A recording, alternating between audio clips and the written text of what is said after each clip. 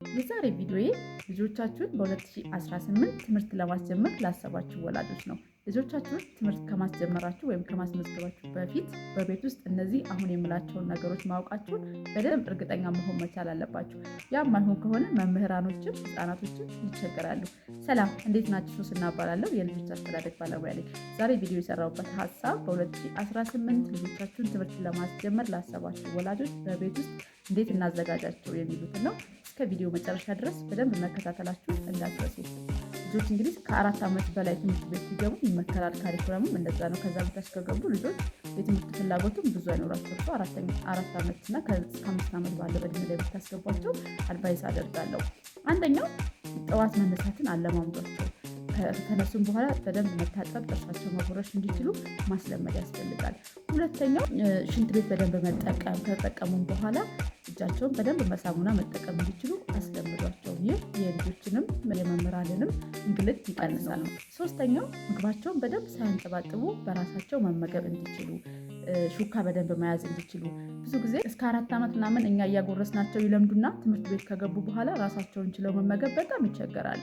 ይህ ደግሞ ለመምህራኖችን በጣም ቻሌንጅ ነው የሚሆንባቸው። ብዙ ህፃናት ናቸው ያሉት፣ ሁሉንም ማጉረስ አይችሉም። ብዙ በራሳቸው መመገብ የማይችሉ ልጆች አሉ። እኔ አሁን ትምህርት ቤት ላይ ዳይሬክተር ሆኜ ስሰራ በጣም ልጆችንም መምህራኖችንም ቻሌንጅ ሲያደርግ ስላየሁት ነው። በራሳቸው መመገብ ሳያንጠባጥቡ መመገብ እንዲችሉ ማስለመድ ያስፈልግ። ቦርሳቸውን መሸከም እንዲችሉ፣ ጫማቸውን በራሳቸው ማድረግ እንዲችሉ፣ እንዲሁም ቦርሳቸው ማቴሪያላቸው ይሳቃቸው የትኛው እንደሆነ መለየት እንዲችሉ ማድረግና ማለማ ከልጆች ጋር አብረው መጫወት፣ ማቴሪያሎችን ሼር ማድረግ ማስለመድ ያስፈልጋል። መጫወቻ ቦታ እየወሰዳችሁ ሊሆን ይችላል። ልጆች ያሉበት ቦታ ጊዜ ቤት ውስጥ ይዘጋባቸውና ከኛ ጋር ብቻ ይውሉና ብዙ ህፃናቶች የተሰበሰቡበት በትምህርት ቤት ላይ ሲሄዱ በጣም ቻሌንጅ የሚሆንባቸው ነገር አንዱ ይሄ ሰው ከልጆች ጋር አብሮ መጫወትና ጊዜ ማሳለፍን ማስለመድ ያስፈልጋል በዚህ 3 ወር ጊዜ። ሌላኛው ደግሞ ልጆች የሚማሩት በጨዋታ መልክ በተረት መልክ ነው። በጨዋታ መልክ በተረት መልክ መማርን ቤት ውስጥ ፕራክቲስ አስደርጓቸው።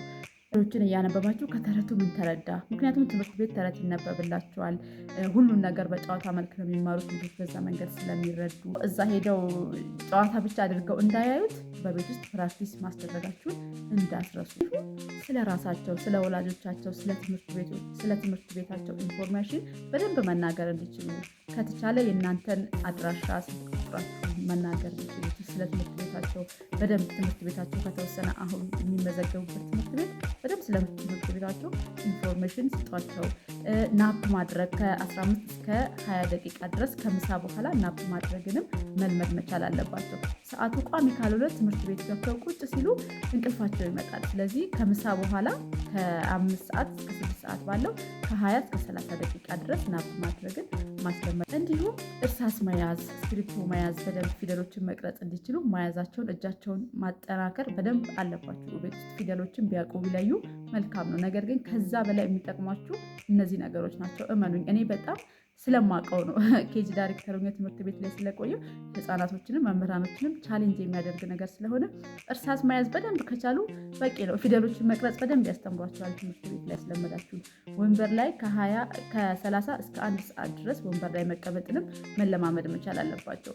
አዲስ ከሆኑ ወገባቸውን ያማቸዋል፣ ይቅበጠበጣሉ፣ መጫወት ነው የሚፈልጉት። ስለዚህ ወንበር ላይ መቀመጥንም አስለምዷቸው በቤት ውስጥ። ሌሎች ያላነሳኋቸውም እዚህ ጋር ያልጠቀስኳቸው ካሉ በደንብ ሬዲ ማድረጋቸውንና ወደ ትምህርት ቤት ማስገባታቸውን መርሳት የለባቸውም። እንደ ቀላል እንዳታዩት፣ በጣም ቻሌንጅ ነው የሚያደርጋቸው ልጆችንም መምህራኖችንም። ስለዚህ ቀጣይ 3 ወር ጊዜ ውስጥ ልጆቻችሁ እነዚህን ነገሮች በቤት ውስጥ በደንብ ካወቁ እመኑኝ ምንም አይቸገሩም። ትምህርት ቤት ገብተው ትምህርታቸውን በደንብ ተምረው ጓደኝነት መስርተው ብዙ ነገሮችን አውቀው ነው የሚመጡት። ሀሳብ ከወደዳችሁት ላይክ ማድረጋችሁን እንዳትረሱ። እንዲሁም በቀጣይ ልጆችን ለሚመለከቱ ሀሳቦች ለመለቃቸው ቪዲዮዎች ሰብስክራይብ አድርጉ። የደወል ምልክቷንም መጫናችሁን እንዳትረሱ።